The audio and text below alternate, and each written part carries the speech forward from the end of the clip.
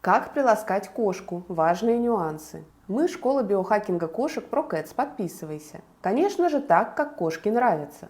Если предпочтения кошки хорошо известны, то нужно просто продолжать следовать им. Если же кошка мало знакомая, но просит внимания, лучше погладить ее в области головы и шеи, не переходя сразу на остальные части тела.